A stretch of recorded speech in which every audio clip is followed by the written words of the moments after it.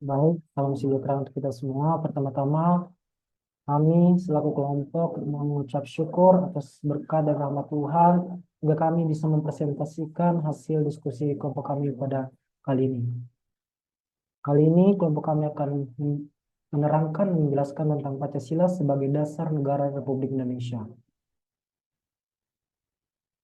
Kelompok kami adalah kelompok 12, yang dimana kelompok kami terdiri dari 15 anggota kelompok. Baik, di sini saya akan menerangkan apa itu definisi Pancasila. Baik, Pancasila. Pancasila terambil dari dua kata yaitu panca yang berarti lima dan sila yang berarti dasar. Kita masuk ke definisi. Pancasila adalah dasar negara Republik Indonesia yang dijadikan pedoman dalam penyelenggaraan negara dan kehidupan dan bernegara.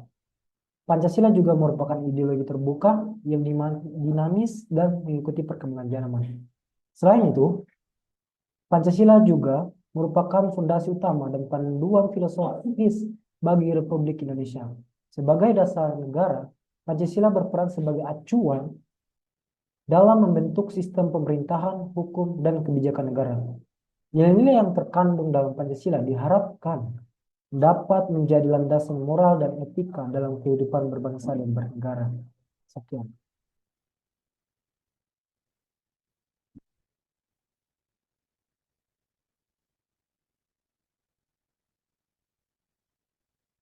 Baik, di sini saya akan menjelaskan tentang Pancasila, di mana Pancasila itu terdiri dari dua kata, yaitu yang panca yang artinya lima, sila itu artinya dasar. Jadi Pancasila itu diartikan sebagai dasar negara yang dimana sebagai pedoman hidup bangsa Indonesia yang bersifat ideologis dan terbuka.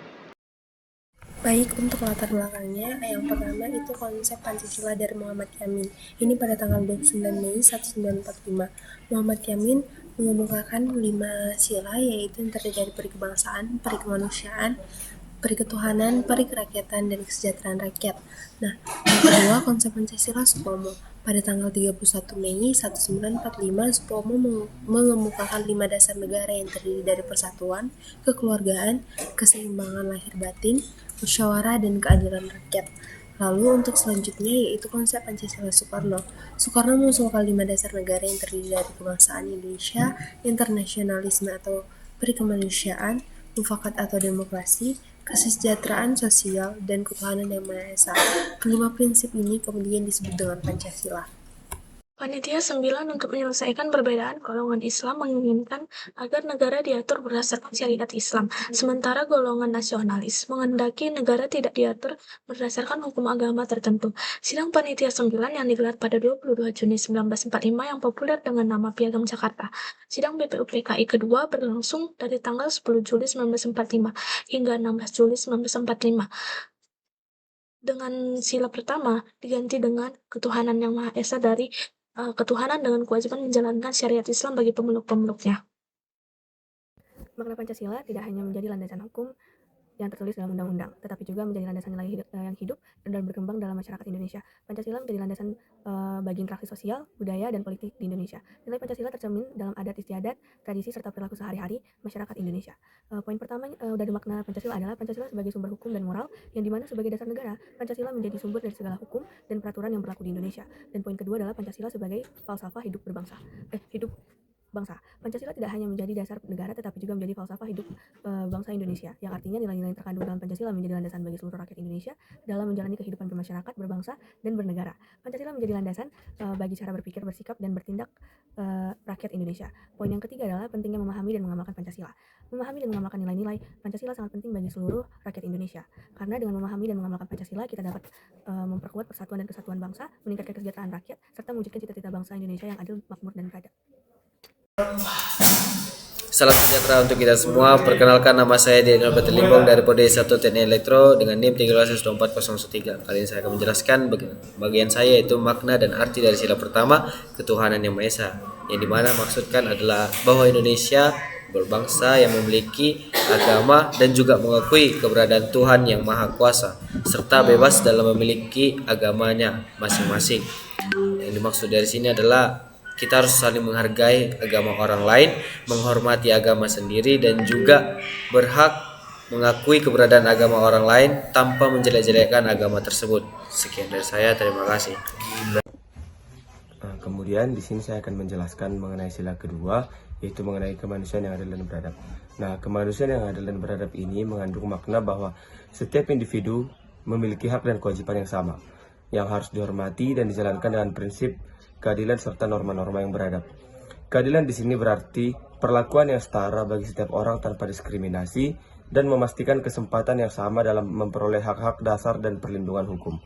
Sementara itu, beradab mengandung nilai penghormatan terhadap martabat manusia yang tercermin dalam sikap saling menghargai, kesopanan, dan empati dalam berinteraksi.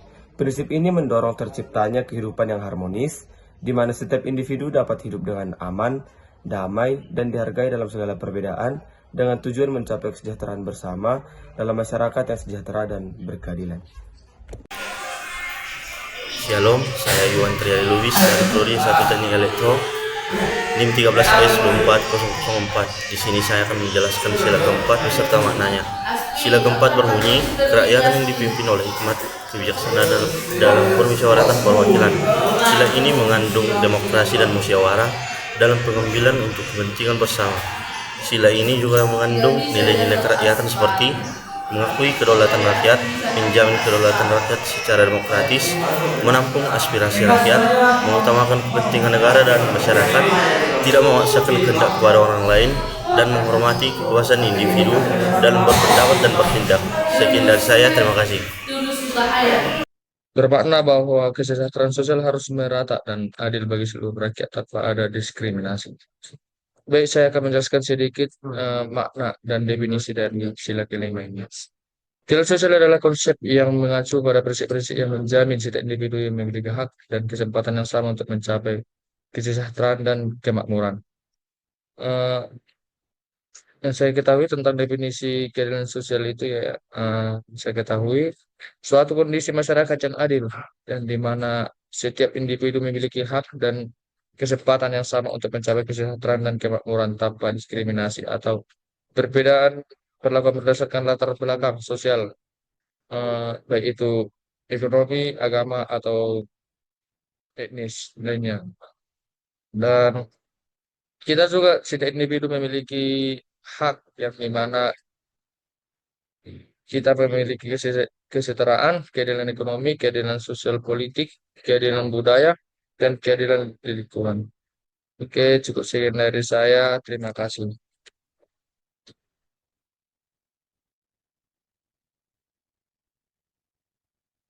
Tiga, apabila dasar negara dihubungkan dengan pegangan, pedoman, arahan, petunjuk hidup bangsa, maka jadilah pandangan hidup bangsa, way of life. Pancasila tidak hanya berperan dalam pemerintahan, tetapi juga dalam kehidupan sehari-hari masyarakat Indonesia.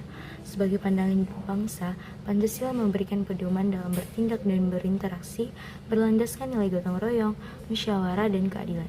Kesimpulannya, Pancasila memiliki kedudukan yang sangat penting bagi Indonesia. Ia berfungsi sebagai dasar negara dalam penyelenggaraan pemerintahan, sebagai ideologi dalam membentuk pola pikir dan tujuan bangsa, serta sebagai pandangan hidup dalam menjalani kehidupan bermasyarakat. Maka dapat disimpulkan, Pancasila sebagai dasar negara Republik Indonesia memiliki 5 fungsi dasar yang utama, yaitu dasar falsafah negara, sumber dari segala hukum di Indonesia, pandangan hidup bangsa sebagai ideologi negara yang mengarahkan kebijakan nasional, dan sebagai pedoman dalam perumusan peraturan perundang-undangan. Jadi Pancasila juga sebagai ideologi dan dasar negara, di mana Pancasila menjadi patokan utama masyarakat untuk bertindak, berperilaku, dan berpikir, sehingga masyarakat menjalankan moralnya berdasarkan Pancasila. Sekian presentasi dari kelompok kami, terima kasih. Pancasila sebagai pemersatu bangsa. Pancasila berperan sebagai pemersatu bangsa Indonesia yang memiliki keberagaman suku, agama, budaya, dan bahasa. Nilai-nilai dalam Pancasila seperti persatuan, musyawarah, dan keadilan sosial menjadi landasan dalam menjaga harmoni di tengah perbedaan. Terrealisasi juga pada sila ketiga, yaitu Persatuan Indonesia, yang menegaskan pentingnya kebersamaan dan nasionalisme untuk memperkuat ikatan antar warga negara. Sebagai pemersatu, Pancasila mendorong sikap toleransi, gotong royong, dan saling menghormati agar masyarakat tetap bersatu dalam kehidupan berbangsa dan bernegara. Dengan menjunjung nilai-nilai Pancasila, Indonesia dapat tetap kokoh dan harmonis meskipun memiliki perbedaan yang sangat amat beragam. Kedudukan Pancasila. Yang pertama, kedudukan Pancasila yang pertama dan utama adalah sebagai dasar negara. Semua kebijakan, hukum, dan tindakan pemerintah harus berlandaskan nilai-nilai Pancasila agar mencerminkan jati diri bangsa Indonesia. Yang kedua itu adalah apabila dasar negara dihubungkan dengan pola pikir bangsa Indonesia, maka dapat disebut sebagai ideologi negara. Ketika dikaitkan dengan pola pikir bangsa, Pancasila itu berperan sebagai ideologi yang mengarahkan perkembangan negara sesuai dengan nilai-nilai ketuhanan, kemanusiaan, persatuan, demokrasi, dan keadilan sosial.